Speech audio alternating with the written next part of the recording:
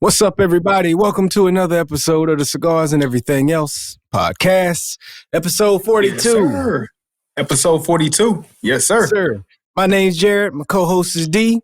Denzel, I'm sorry. And we're going to get into some cigar talk. But before we do so, we got to do our tradition. We're in episode 42. I like this one. I like this one. We got a few. We can go Ronnie Lott. Ronnie Lott. Yep. We can go Ronnie Lott. We can go Stackhouse. We can go Stackhouse. We can go. We can keep going. James Worthy. James Worthy. Yep. You got that one. So we can keep going. Keep going. Paul Warfield. I think I know who it's got to be. No. It's got to be. But hands down. You on the same page as me? I think we're on the same page. Who got Jackie Robinson. Jackie Robinson. It's the Jackie Robinson episode. You got to give it a Jackie. Yes, sir. Yes, sir. But much love to Stackhouse, man. Come on now. Show some love to the former Piston. Nah, man. I give it to Worthy before I give it to Stackhouse. Hey, Worthy got chips, though, so I can't be mad at that. You know what I'm saying? Legendary. North Carolina, too. You know what I'm saying? Hold on. Stackhouse, North Carolina? He was, man. But, you know, he was North Carolina, L.A. versus North Carolina, Detroit. Who we going to go with? You know what I'm saying? Detroit, Philly. Plus, I represent. I recognize Stackhouse as a Philadelphia player more than a Detroit player, personally. True. I mean, I give you that. And I gotta admit, man, being a Detroit fan, and I hate to go there early talking about Detroit, but I tell you one thing: I was hurt as a Detroit fan, and any Detroit fan that's listening, and they had to be hurt too when they traded Stackhouse for Rip Hamilton. Man, I'm like, what in the world are we doing? How do you give up Stackhouse for Richard at the time? For me, Hamilton, and then you know what I'm saying? He got denied. You Rip Hamilton. He earned that. They got there eventually. You know what I'm saying? And Rip was for sure integral to that. But yeah, I understand. It was so many times throughout your guys' franchise that you just say, "What are we doing?" Yeah. Every franchise, what are we doing? You run Barry Sanders off, you run Megatron off. Come on, what are we doing? Right. Always, man. But, you know, it's a lot of history there in Detroit, man. Some good. Hey, man. It is. Hey, but all in all, shout out to Jackie Robinson breaking those barriers. You know what I'm saying? Making things happen, making history, and the history definitely lives on forever. Most definitely. Hey, that's the quickest we ever got to a unanimous answer. Yeah, I mean, how can you? There's no argument there. You know what I'm saying? Jackie Robinson. Definitely some honorable mentions, but boom, yeah, definitely with pride. For sure. Yeah. For sure. Hey, man, let's get into these sticks. Now, I'll go first because I'm definitive in what I'll be smoking this week. Mm-hmm. I'll let you go afterwards because you still got some decisions to make, I believe. For me, I decided to bring the new year in, 2023, first episode of the year, with an Oliva. And I went with the Serie V, but I went with the Lancero. The Lancero. Look how thin that thing is. Yeah. Hey, and we went with that. I had one of those Lanceros a couple episodes ago. Loved it, man. So hopefully you had the same experience with that length of a cigar and that shape. Hopefully it'll give you the same ride that it gave me. Let me tell you what I heard that made me go with the Lancero. I didn't go to the shop with the intentions of buying a Lancero, but when I saw it, because I knew I went with the intentions of getting an Oliva. I'm like, I need that Oliva in my life to start the year off. Yeah. So I'm looking through trying to decide which one I want to go with. And I'm like, I want the V series, but which one, which size do I want? And I remembered hearing a while back that the Lancero was like the Cuban go-to style of cigar. And that's that's what my man Fidel? Not Fidel. What's the Fidel smoker? Fidel Castro. His go-to was, the Cohiba in the Lancero. So whenever he wanted to gift you something, he gifted you a Lancero. And he was very proud of that. Nobody could get one unless they got it from him in Cuba. Yeah. So, and I think they say the Lancero means lance, like a sword, and that's because of the way it looks. Got it. So I said, okay, well, if Patel said this is the go-to, this is the move, I got to go get the Lancero, and then I remembered you said you had a great experience with it on the show. I'm like, let me get this. I read up a little bit on just the idea of a Lancero after that also, and they pretty much was saying, aficionado was saying that a lot of places don't get it right, but when you find someone somewhere that gets it right, it just gives you like a concentrated dose of everything that's special about that cigar. And they last long, they're not short. And they was just like, when it's done properly, is top notch in the cigar game. Which they are not lying about that, because it definitely hit the mark for me when I had mine. So I can't remember what did I smoke? What was it? Man, I can't remember. I should feel ashamed for not even remembering which cigar brand I smoked one of. But they definitely hit the nail on the head with that, because they definitely did it right and was the perfect balance of everything that it gave me. So definitely for sure. Hey, it's Nicaraguan through and through. I get that last piece of information. Nicaraguan filler, binder, and wrapper, all Nicaraguan. So Hey, and that might be the wave going forward. If I give somebody a cigar, it might be Lancero from now on. Yeah, because what happens is, we look at the other sizes and gauges and say, okay, this is what a cigar looks like. You know what I'm saying? And this right here just looks like something weird. But in reality, you know what I'm saying? It's natural to do this, but it just don't look like the cool cigar everybody used to smoking. And that's probably why you said the older gentleman, they gave you that one that you looked at like a little, what'd you call it? A cigar. It was a cigarillo, but it was like it looked like a black without the tip on it. But that might be why guys like him enjoy it. You know what I'm saying? Is just that concentrated, straight to the point dose that sometimes if you build a cigar with too much of the filler and all these other details, you might end up not getting, you know what I'm saying, quite what you want. Yeah. But who knows, man? But anyway, this is my choice. I'm excited for it. I want to do too much and do a V cut when I should just do a straight cut. You think I can pull a V off on this? I'm tempted. I think you can. I want to get the most out of it. I trust you. I mean, you are a true aficionado. You've been at this game for a while. So if anybody I trust to go ahead and pull it off, I think you can do it. I say go for it. Rolling though. I'm gonna go for it. Why the cameras are rolling? Where you at, man? What you got, man? What are your options today? All right, man. So, hey, look. So, literally, I made the decision while you were talking. I brought 4 cigars to the table. I don't know about you, but this is actually my first smoke of the year. I had a cigar New Year's Eve. You already had yours. You know I already had. But I haven't had mine. I sent it to you. Then I had it. Yeah, I remember I had text you, I think it was Monday, and I had intended on having one. I was literally that morning going to have a morning smoke. Never happened. It never happened. I beat you to it. I beat you to it. Yeah, that was right. You beat me to it. I beat you to it. And I never got mine. I never got mine. So this is my first smoke of the new year, and I had some options. How do I want to start my new year off? Do I want to start with something familiar, a familiar brand, or not so familiar brand? So I brought out the Flathead, boom, one of these guys here. I actually enjoy these. I don't smoke them enough as I should for the amount that I enjoy them. I like one of my sleepers. Yeah, definitely one of my sleepers, but I definitely enjoy them. Alec Bradley, Tempest. Okay, so Alex is back in regular rotation with you, brother. Regular rotation. I went to one of the further cigar shops. Not one of my usuals, but one of my go-tos that I do go to from time to time. And this young gentleman there, he actually was very knowledgeable about Alec Bradley and the Sons and their work back into the brand. And he gave me two recommendations. One I didn't bring out, but I brought out the Tempest and saying, hey, like these are one of those cigars that's supposed to bring Alec back. But I'm not going to go with this one just yet. We're going to take care of this one. Don't start your year with Alec. Don't start your year with Alec. I haven't. Alec hasn't earned my trust enough just yet. Even though it got a good recommendation and saying that this is one of the cigars that's supposed to bring the brand back, I don't know if I want to start the year off there. Not quite yet. Don't do it. All right. And then we love you, Alec. No, we don't do it though. Not today. Not today. We got the Edge, man.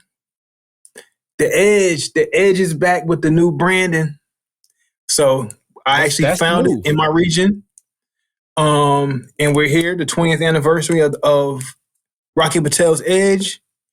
It could be a go-to. You know, how can you not smoke a Rocky Patel with it being as thorough as it has been and consistent for your new year? But I'm not going to smoke it. Bro.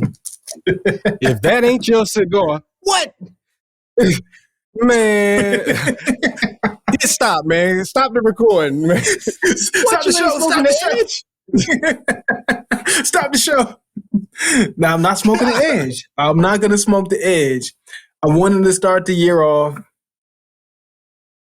uncertain, but with a company I trust, and one that I haven't given enough shot to, which is Perez Carrillo. Okay. Perez Carrillo. The Allegiance. So we're gonna go with this. This was a last minute decision. I said it was between the Edge and this one. I said not quite the flathead, not quite Alec Bradley, but the Edge is looking mighty nice.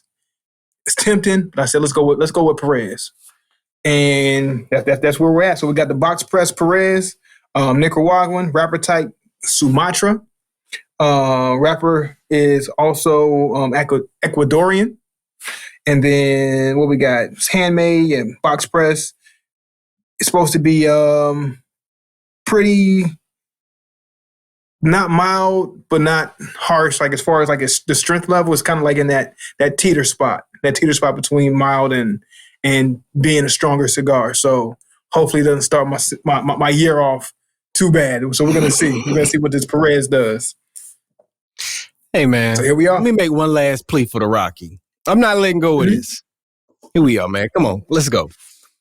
I got an Oliva V serie, bro. I got an Oliva. Okay. Think about our history. Oliva and Rocky, man. The V serie and the Edge, man. That's our history right there, man. That brings it full circle. Now, you got the new rebranded version. I got the Lancero. I never had the Lancero. That's supposed to be the cigar today, man. Now, I like EP Carrillo, but I'm just saying, you know, smoke it. But you know what I'm saying? I just want you to understand, man, that Edge would have meant something, man. You know, it's like coming full circle. You know. Didn't we start smoking cigars in January? Didn't we start in January? Yeah, we did. But are we in Miami? This has got to be like, we're not in Miami, but this is like an anniversary in a sense, man. I don't know. What is it, about 14 years, man? 15? 13, 14, I don't know. Something like that. 13, I think 13 years, something like that. About 13 years, yeah. But you know what? Yeah. It talked me into it. I'm going with the Rocky. I'm going Rocky. There we go, man. I was almost dead set on the Perez, but you know what? I'm going with the Rocky Patel Edge, the 20th anniversary. Something that we've been looking for a few weeks now. Finally ran into it. I've been excited to smoke it, so I mean, why not? Why not? I talked you into smoking a cigar last time or the time before. Yeah. I guess here I am. I'm gonna go with the Rocky. We're gonna go with Rocky. All right. You got me there. You got me. If I could have got me an Edge, I'd be torn between the Edge and the Lancero right now. Like if I could have got an Edge, man. Yeah. I can't find it. I want it so bad. All right, we got to cut. Rocky, we got to cut. I went with the V cut. Rocky's ready to go. So let's go ahead and get it lit. Ooh, we in the game. Get out of there. All right. Hey, are you using any type of filter or anything? I mean, cedar stick or feel? No cedar stick. Honestly, I don't even have my cedar sticks out here. So no, I'm not gonna go with any spills or sticks or anything like that today. I don't even have matches right now. Matches? That's wild. Yeah, I don't even Only have matches. Have or right don't now. Have matches. I don't have. Using a Bic? No judgment zone, right? Yes, I'm using the Bic today. I saw you had it pretty low. I couldn't see what you was doing, man. You was hiding it off camera while you was getting it going. Yeah, so all my torches are out of butane. I need to re-up. I don't have matches. I don't have cedar sticks. But yeah, man, I'm going straight Bic. But hey, look, if there's any cigar that you do trust to work well with a Bic, you trust Rocky. You trust Rocky. You know that Rocky doesn't need too much aid as far as making sure that their stick burns well and takes on nicely. No additives needed for Rocky. You know what I mean? Right.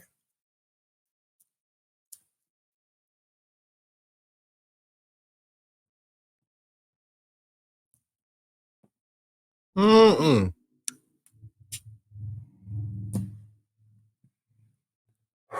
Good old Oliva. Man, that control from a V cut is almost unmatched. Like I just realized that as I was taking my first two puffs just now, and just that control, especially from a well constructed cigar like Rocky. Right. There's nothing like that control from a V cut. Not even a punch. Not even a punch gives you that good kind of control. Yeah. Yeah, this V cut, man, it worked well for me too. I'm glad I went with it. I be forgetting my V cutter, man. I don't be using it too much. I punch way more often than I V cut. Really? So, yeah. And the crazy thing is, I always have my V cut on me because my V cut is a lighter V cut combination, you know? Right. And I always have this lighter on me, and sometimes I forget that it's a combination. And I'm like, okay, let me just grab my straight cut. And my V cut sitting right there. And then just smoking this just now, just off those first two puffs, it's like, man, this kind of feels like home. This is where I should have always have been. I think V cut might be my favorite cut. I think so. I think V cut is my favorite cut. And it's very controlled. It's hard to mess up. It's a little bit of room for error, you know what I'm saying? But it's pretty much controlled. Yeah. I don't know. Punch and a V cut is pretty controlled. You know what I'm saying? Like, oh no, yeah, you definitely can't. You definitely cannot match up with a punch. I can't see you messing up with a punch. But as far as like getting the right amount of smoke as you take your puffs, it's nothing like it. Nothing like it. Yeah. The V will give you an abundance of what you need. I must say, you know, I do feel at home, man.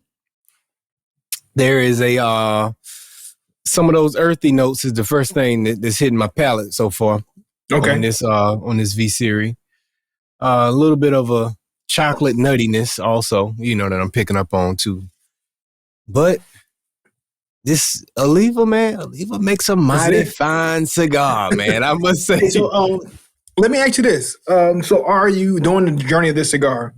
Mm-hmm. Are you in the mindset of comparing it to another shape of that Oliva V series, or are you just taking it for what it is? Are you looking to compare? Okay. No, I'm not looking to compare. I'm not looking to.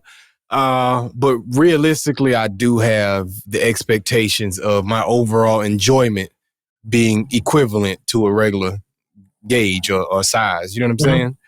But but I'm not like, okay, this one tastes this way, or this one, you know, has this aroma, or this body of smoke on this one versus that one. I'm not on that ride. I'm just trying to enjoy it, man. I'm here to chill. Yeah. Hey, look, man. So presentation matters, right? Presentation does matter. But with the Edge has always been one of those cigars that didn't rely on presentation, right? It's always been just a plain cigar. The only thing that's on the cigar is a band on the tip, which you're going to take that tip off, and you're smoking a cigar with no band on it now, you know? Right. So Rocky, just off of that, always relied on just having a great cigar, right? Not relying on the presentation to sell that cigar. So the Edge, in my opinion, and the Edge and the Double Edge too, it sold itself. You know, didn't rely on presentation. But I have to say one thing, that looking at this presentation, like I've seen it in ads and Instagram posts and all those things, but holding this thing up close and looking at this presentation, man, it's a beautiful presentation. It's a beautiful presentation to match a great cigar. Yeah, once you get a chance to get a hold of it, take a look at that band, man. That band is nice. You got to post that for us too, man. Oh yeah, no, for real. I got you. I got us on the post for real. You say that every time. I'm proud of the cigar. I need to see that. Need to see that. Speaking of, let's get that out the way.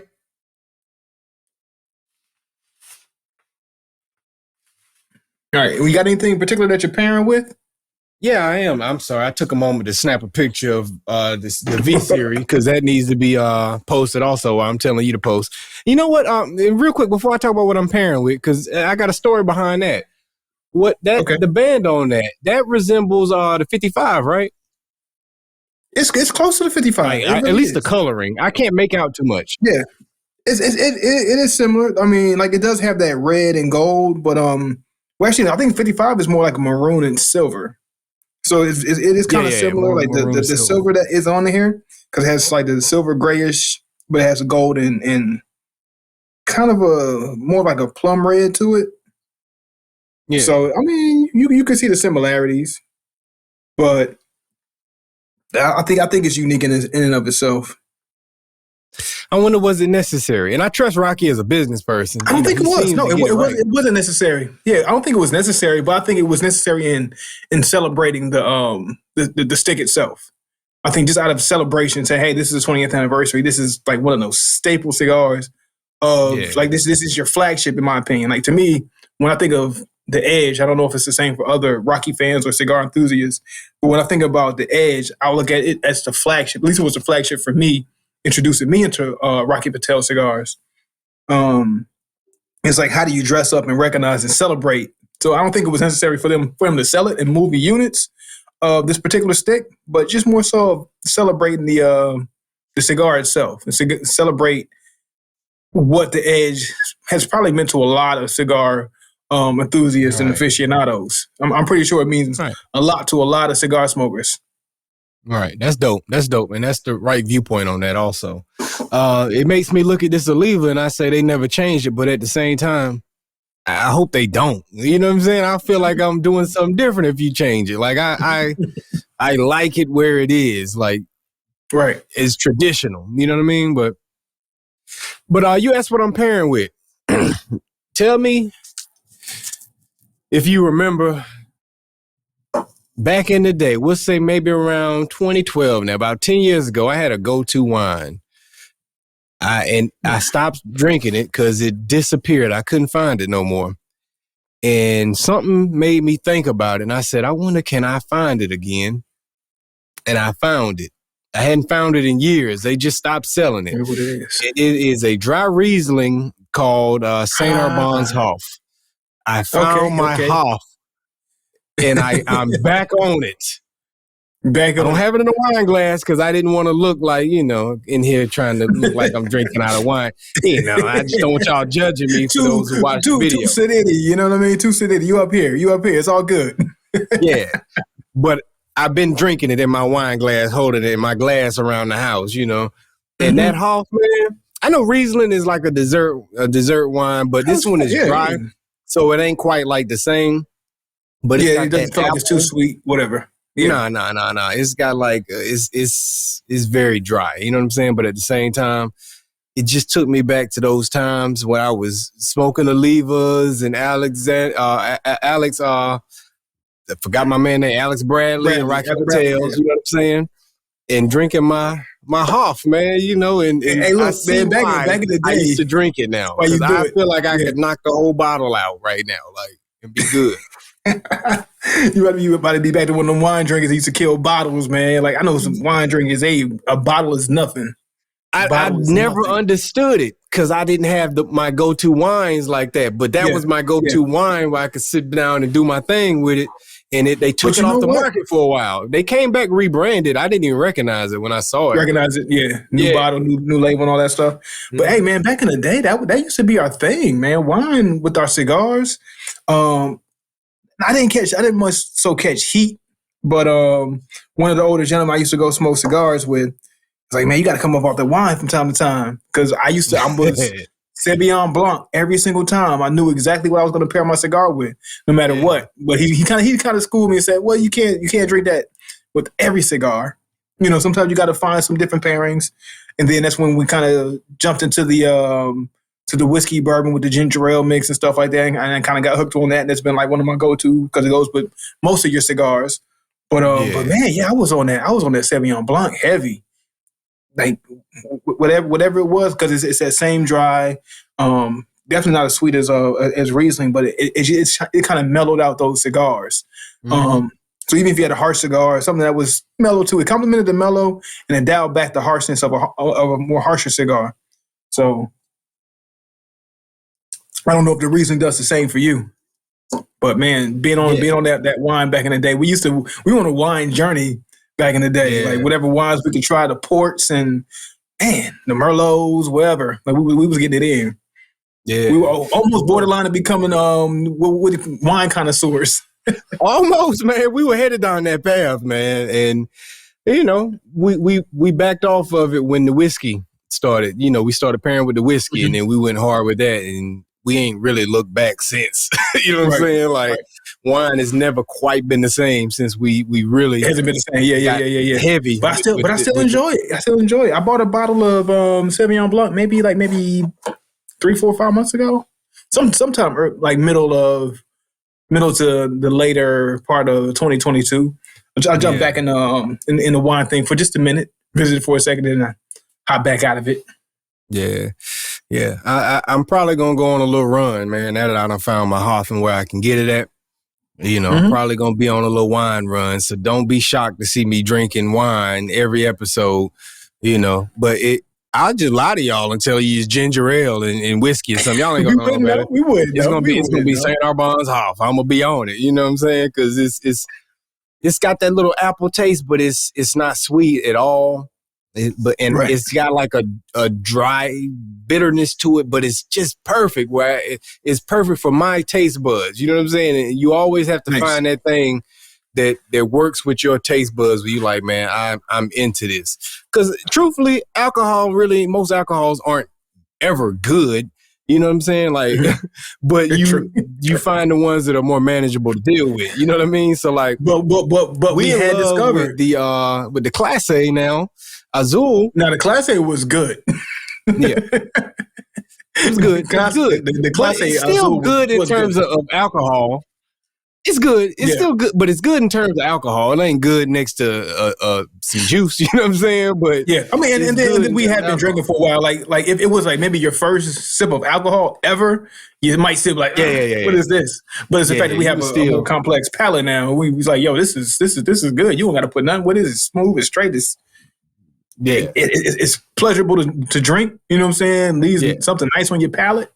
In terms of alcohol, it's delicious. You know what I'm saying? Like, because that definitely was my reaction. Like, yo, this is delicious. But when it comes down to it, when you think about it, if you haven't drank alcohol before, it's probably one of the worst things you probably would ever taste. Yeah, it's still alcohol. This is great.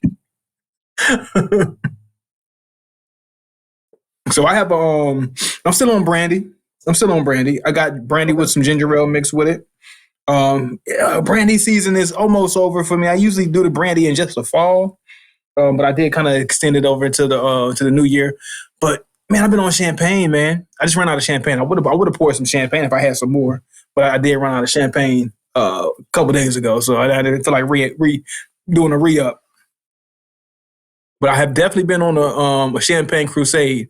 My next stop, I need to step into the Dom League. Getting some Dom Perignon. That's going to be my next step. I need to see what that higher shelf champagne is like. We must be circling back on a full cycle here, because if you going back to champagne, that was the thing too during the wine time. It was wine and champagne. Mm-hmm. You know what I'm saying? So it's like the wine and champagne, circle to the same area. Man, remember we were doing the Proseccos, the De Astis, and all that good stuff. Like we was killing them. We was killing that for sure.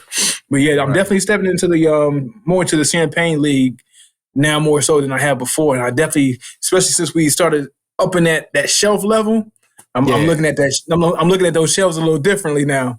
Yeah, and like, man, do I walk to that Dom door? Is it time to step away from the, you know what I'm saying, the Mo and the Bel Air, and walk into that Dom area and go with that? That's the next page. Probably getting there. If you feel the urge, it's time. You know what I'm saying? Something's calling you.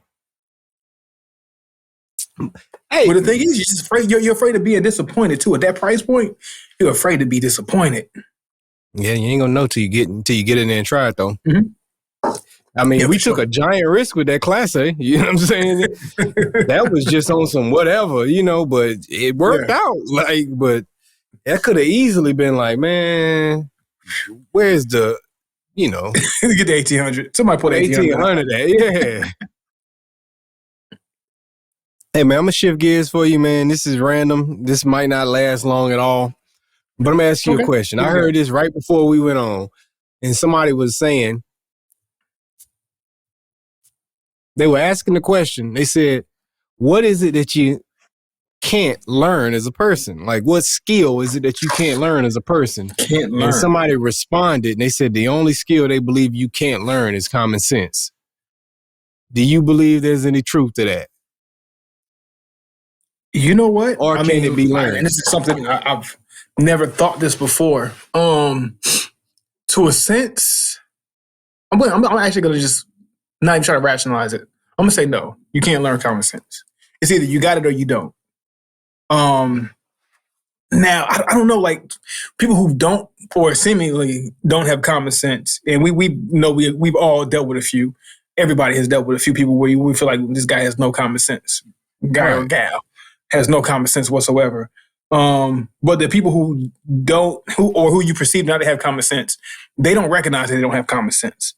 So I've never seen anybody put forth effort to try to learn common sense because that person that you run into is like, yo, you lack common sense. They never seem to get oblivious. Yeah, they're oblivious to it. So like, how conscious are they to try to learn common sense? And man, I guess I can go off of this. I mean, being a soldier in the NCO, somebody who mentors young soldiers on a daily basis, you run into a lot of young people who have, because you run into people from all walks of life, from everywhere, and you're like, yo, you have no common sense, and you go through all these ways of corrective action, as we call it, which that corrective action can look a lot of different ways, whether it's physical or mental. And it's like, dude, how do you keep making the same mistakes?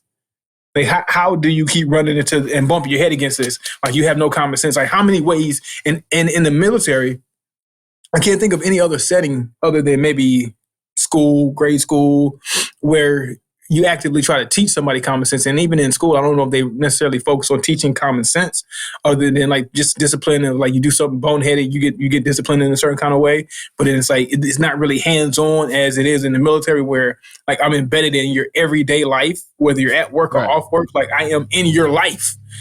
You know what I'm saying? Like every single day of your existence. Right. And you try to drive home common sense on certain things, and some people seem to just not get it. So I'm gonna stick on with what I said and say, no, you can't teach common sense. I don't think you can. Can. You can influence it, but I don't think you can teach it necessarily. Can you? Is there anything else that you can't teach? I mean, can funny be taught? I mean, it seems like something that innately is either there or not there. You know what I mean? Like no. That's another one of those things. Like, that's a talent. Like, funny can't be taught. It's either you're funny or not. Now, can you work on timing? Can you work on craftiness?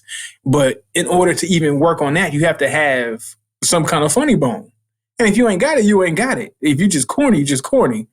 We've seen, you know what I'm saying, people who are comedians for years and they're just been corny and they've been able to make it somehow. You're like, somehow you got to learn the art of comedy. Well, get this now. You make a good point. Funny. Timing is a skill to me, though. Yeah. It's a talent, but it can be a skill to have timing. You know what I'm saying? So that's a big part of funny. It's timing. Yeah. You know what I mean? Like that. Yeah. You got to know when to drop the punchline. You got to know when to pause and let it breathe. You know what I'm saying? And so yeah, but it's one of those things I feel like you can fine tune. Like you think of like a sports player. Like some people got that gift of sports. Some people can go out and not practice and still be able to perform. And some people have it, but then they heighten that level of talent by going out and practicing and working on that skill set, working on, you know what I'm saying, people who might be able to jump, you know what I'm saying, 30 inches, you work on it. Like, you know me, I can't jump. No matter how hard I work on jumping, I'm still only going to be able to get maybe a foot off the ground. That's it. Yeah, big facts. No matter how hard I try to work on it. But some people can jump 30 inches. Big facts. Hey, man. Hey, let's be real. We had a point. Look, the crazy thing is, like, we had a point like that. We can be real about ourselves now. You know what I'm saying? Back in the day when you're like 18, 19, 20, and you're young and you want to keep up with the Joneses or you want to keep up with the next man, you try to be in denial about who you are. I'm not saying I was ever in denial about who I am. You still got hope. Nah, man, I can do this. Let me just keep working on it. Near 40, you still go nowhere. Jumping. Yeah. At 40, it's like, it is what it is. I am what I am, all right? You know what I'm saying? My best years are behind me. I know I'm not going to be able to do it no more. I'm getting 6 inches off the ground, if even that now. You know what I'm saying? Like, my knees is gone. So the hopes of jumping is out the window. Hey, I'm no pun intended. We both ended up at 6 inches somehow, so you don't even worry about it. It's all good. So we had that point that we could be real about ourselves. But you can learn. You got the natural ability to be able to jump 30 inches. Now you can make that 36 by working on it. You already got a super great talent, but now you can heighten that talent. And I think that's the same thing like with comedy. Like you got that natural funny, but now you can fine tune the timing. Yeah, you know what I'm saying. You see Dave Chappelle early Dave Chappelle. He was funny, but he got so much more witty 20, 30 years later, like to where those transitions and at time it becomes effortless. Which you can see the effort put into it. You go back in the 90s and watch some stand up. You can see him trying to get there. Yeah. But now it's just like, boom, watch this. So we watched him in the 90s run off of talent. And then now we watch talent meet skill. And, fine-tune the skills. Right. But so if what you're saying is, in terms of funny, you can work on your skills and maybe you'll improve, but you probably still ain't going to be able to compete with the people that just got the talent. Yeah, that's true. It's like, I don't know. Do we want to use T.I. as an example? We can. Like he has a limited level of talent when it comes to being funny, right? And I think he has a ceiling. I could be wrong. Now, we can step back 5 years later. He could be one of the biggest comics ever. We never know. Before you got on this road, what you about to say about him? Do you think? I think I know why T.I. ended up trying to go down this lane. Because he's charismatic. Now, do you think he confused his charisma with being hilarious? You know what I'm saying? Like, right. I think so. Me personally, I think so. Because you can get into a crowd with a bunch of your people and be like, and make them laugh. You know what I'm saying? Yeah. I can make people laugh, but that doesn't make me necessarily funny. Yeah. You know what I'm saying? I can throw a joke out, you know what I'm saying, and be charismatic or whatever. You can do the same. I don't know how you feel about your funny. So I'm not gonna go there with you. Yeah. But you know what I'm saying? Like I feel like I can make people laugh. I can go into a room. I can either be quiet in the room or I can be the life of the room. You know what I'm saying? It can go either way. But I'm never gonna confuse that with, I make somebody laugh. I can go on stage and be a comedian now. No. You know what I'm saying? And I think that's what happened with T.I. It's like, he's a superstar. People have laughed at him. Not laughed at him, but laughed with him. He's made people laugh and, you know what I'm saying, gotten responses and maybe felt like, I can be a comedian. And I think he might have put that too far in front of him to say, I can do this. Not saying he can't, but you get a certain sense from certain people that you're just naturally funny on that comedic level, right? You know what I'm saying. Now you can be funny in your living room with a group of your friends. That don't make you a comedian. That doesn't necessarily. You have that's like us going to the park and hooping. You know what I'm saying. I can dribble the ball between my legs. I can put up some shots and hit some shots all net. You know what I'm saying. But that doesn't make me a NBA star. And even if I worked on trying to be a ball player, I'm going to say never, because I will never hit that level of being NBA level great at basketball. But we can all go to the gym and put buckets up and cross somebody over.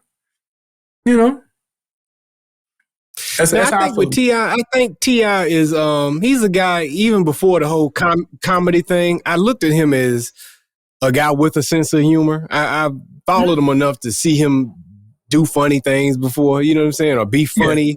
But like you say, being funny and being a funny guy is different. You know what I'm saying? Moments of being funny versus being a funny guy. You know what I'm saying?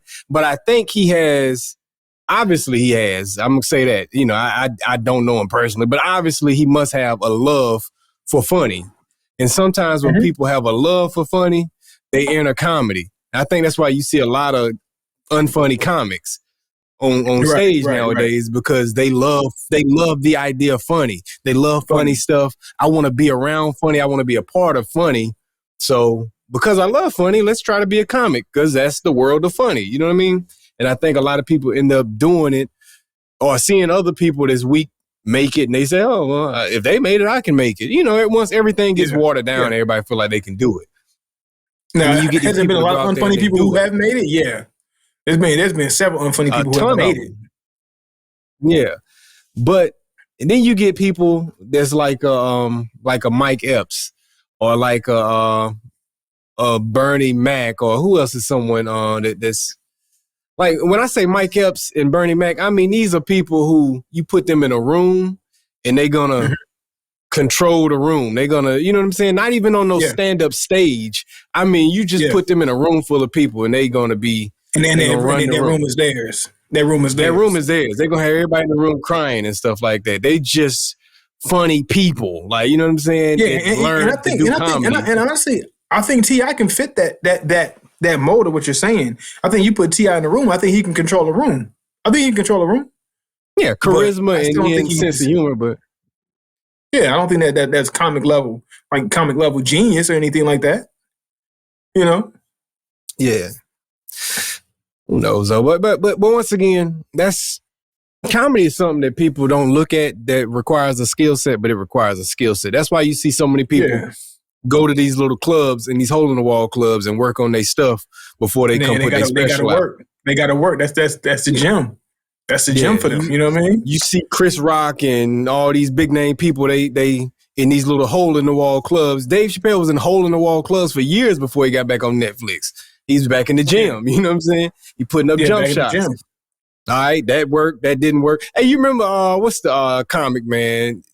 Back in the day, he used to have a notepad. He would pull it out. He would say a joke, and he kind of look and be like shake his head and mark it off the list like that. And he popular now on Deion TV Cole shows. do that. Deion Cole. Deion Cole. That's him. Yeah, I couldn't remember his name, but yeah, Deion. He used to do that mess. But that was the truth. You know what I'm saying? That's really what they do. Mm-hmm. It's comics. So we go, all right, that didn't hit. You know what I'm saying? Mark that one off. Yeah. Y'all like that? All right, check. Like, I'm going to keep that one. That's more of a comics joke amongst comics, but it was true. Yeah. It's true, yeah. But I know what's dope is I think like rap. Rap is something that you can learn. Rapping is a skill that you can learn. I think rapping is the everyday man's, Steph Curry moment. If you get out and you put up enough shots, you're going to learn how to hit these shots. And you're going to be a 6 foot whatever, small individual, and you can go be a superstar if you put up enough reps. You know what I'm saying? That is something that you can. Yeah.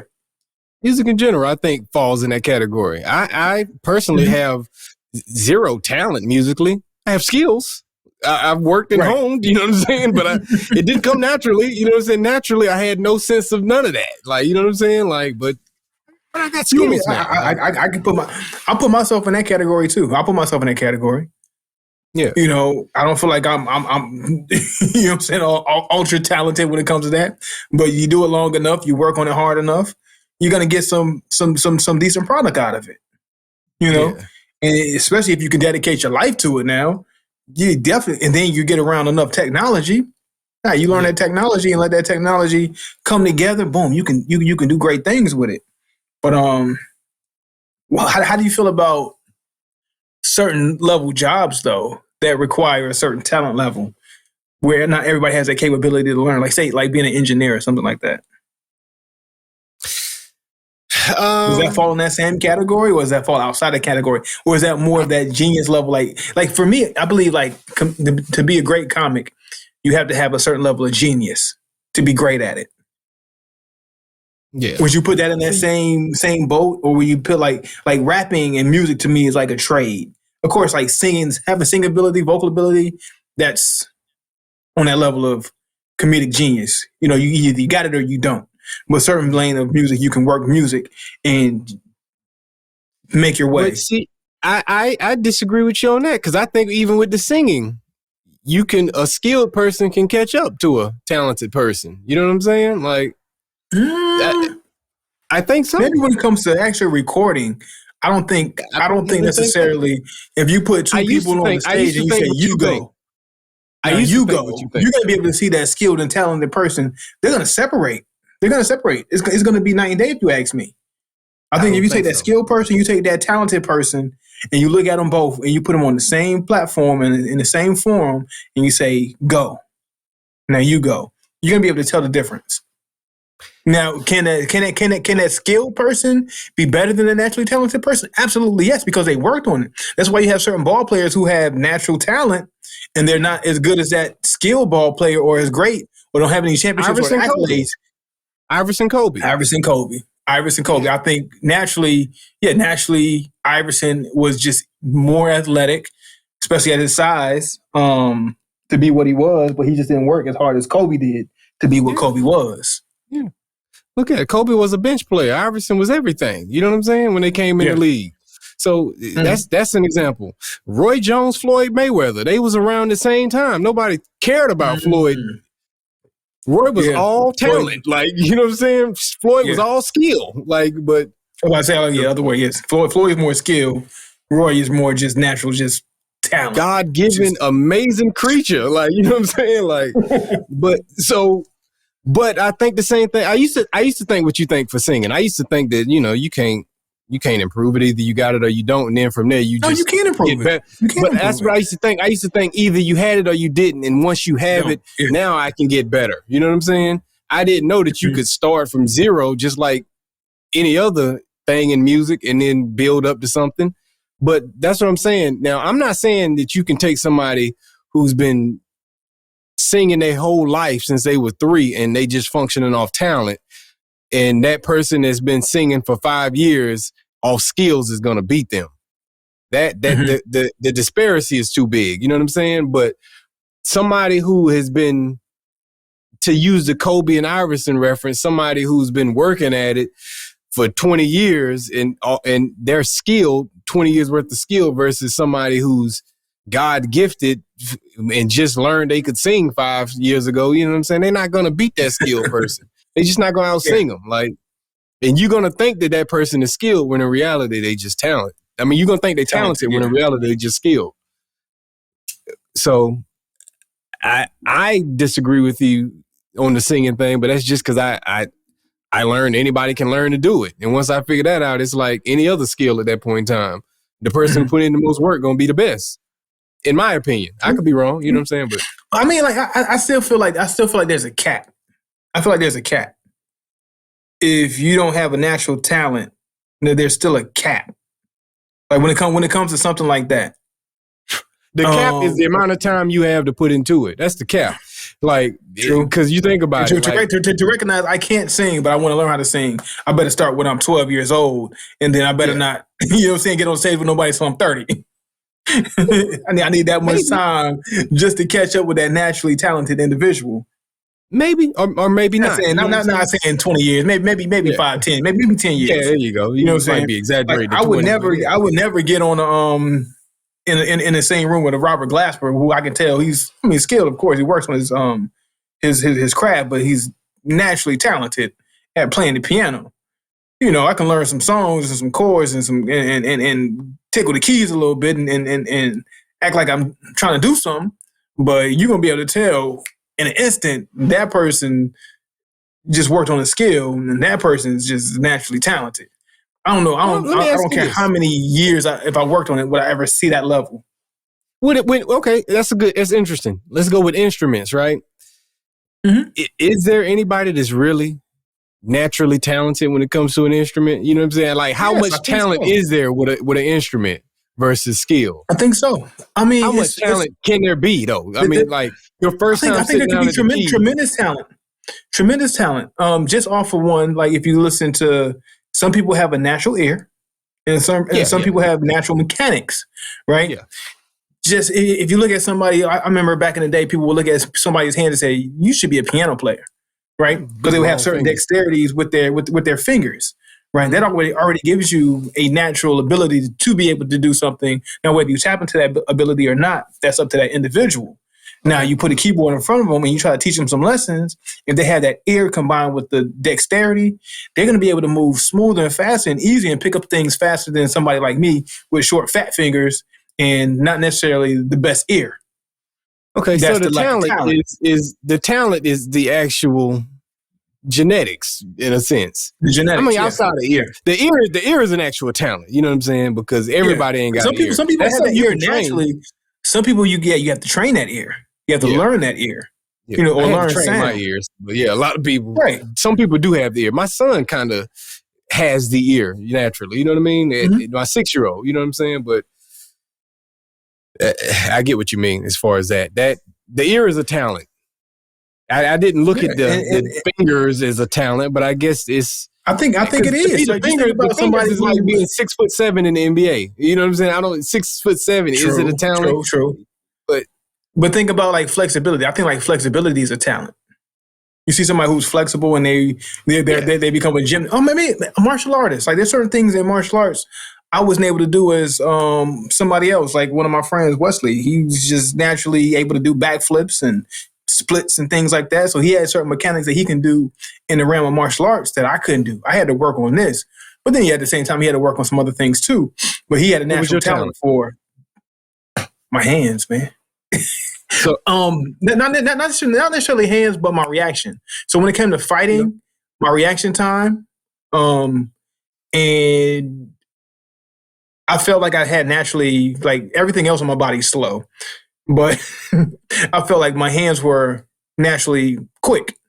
Yeah. I had quick reaction, and I was able to calculate in my head people's movements and able to navigate people's movements more naturally than somebody else. So that's one thing, like when we used to train together, he had the athletic ability that he would help me out with, and then I would help him out with the more mental part of so you fighting. Had psychology and timing is what your natural gift was.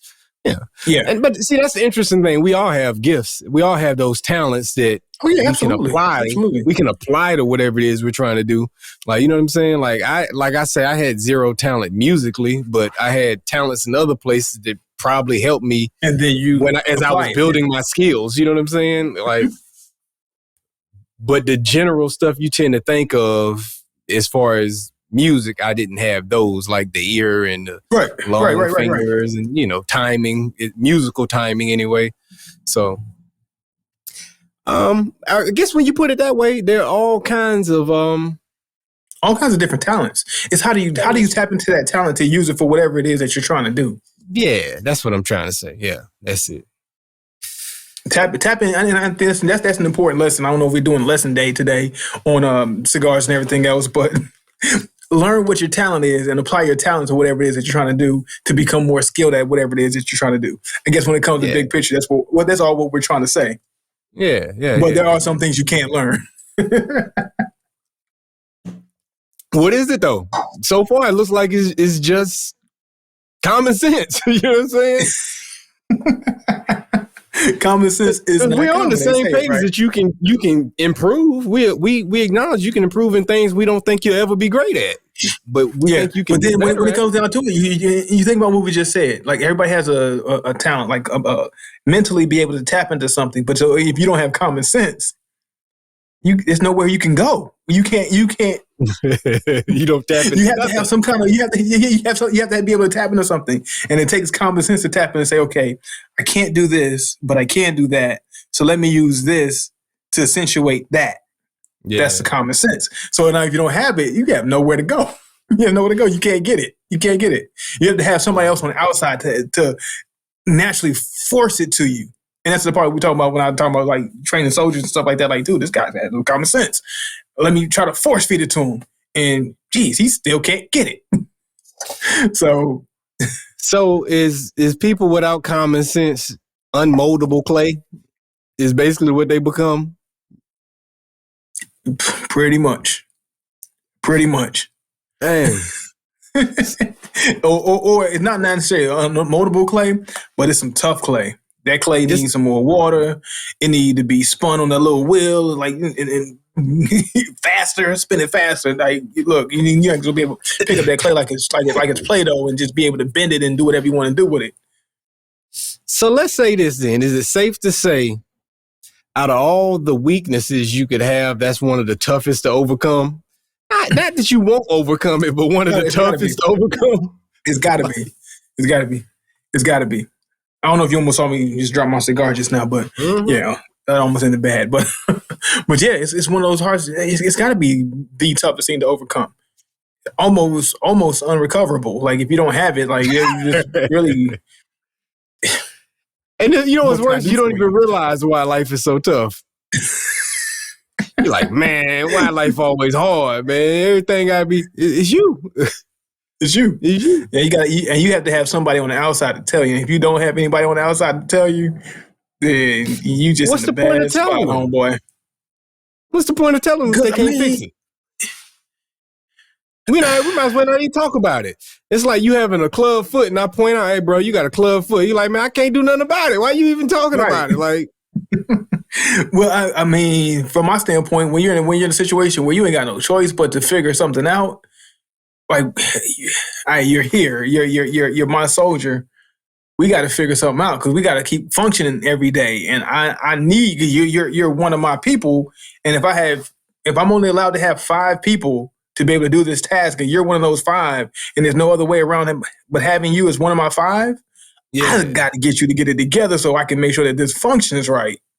You know what I'm saying? Like, so you keep pushing. So from that standpoint, hey, that's the reason why I'm trying. But like, you think on another situation where I don't necessarily need you and you're kind of disposable, whatever, do what you got to do. Ain't no hope for you. Good luck. So, which in your situation where you have to help someone, 1 to 10, how close do you actually get to achieving what you need to achieve while working around that lack of common sense? How close? I mean, make it work some kind of way, but it's a headache and a nuisance on the way. But I would say 1 to 10, depending on how hard you push, you can get to a 7, 8. Yeah, if you push hard enough. It's strong. If you push hard enough. Yeah, I feel like you can. Yeah, it takes a lot. Trust me, a lot of effort. A lot of effort, and I know that from firsthand experience dealing in that realm. But now, if you didn't try as hard and you didn't push every day with particular individuals, and you just left it on a surface level, then your likelihood of success is probably about a 3 to 4 at the best. At best. Yeah. At best. Hey, I'm gonna tell you like this, y'all. If you don't have no common sense, don't be offended. You know, this is ended on a positive note for you. It's ended on a positive. They don't know. They don't know we talking about you this whole time. But they talking about me. If we talking about your significant other or somebody you know and you offended, your cousin, your brother, your sister, you know, your mama, your daddy, whoever that ain't got common sense and you offended, this ended on a positive note because just keep in mind, you can turn lemons into lemonade and it's delicious. You can turn pig feet and hog intestines into soul food. This works, man. You can make this work, man. You can turn anything into something good. You just got to put some work and some love into it. And a little bit of hot sauce. And we good. A little bit of hot sauce, man. It's going to get the job done. So look, check it out, man. Let's go ahead and get into these reviews of these sticks, man. We didn't do no midpoint. And we didn't have no midpoint, we didn't even do a first impression. Well, we kind of did a little first impression. I did mine. You didn't touch on yours. But yeah, man, we getting back in the groove, man. It's been about 2-3 weeks, man. Whatever. So I'll say mine, because my stick really didn't change. Not too much. It kind of stayed the same. A lot of the earthy notes still stay the same. The nutty notes, a little chocolatiness, that was the predominant what I dealt with. I got about halfway through the stick within the hour here, and that's about the furthest I ever make it on the show. So this actually held up pretty well. You know, for the most part, I'm just getting into my second half when we end the show. And I'm probably officially at the halfway mark, so not much of a difference in the way it burned. I enjoyed the stick, man, as always, but that's what I expected from the V series.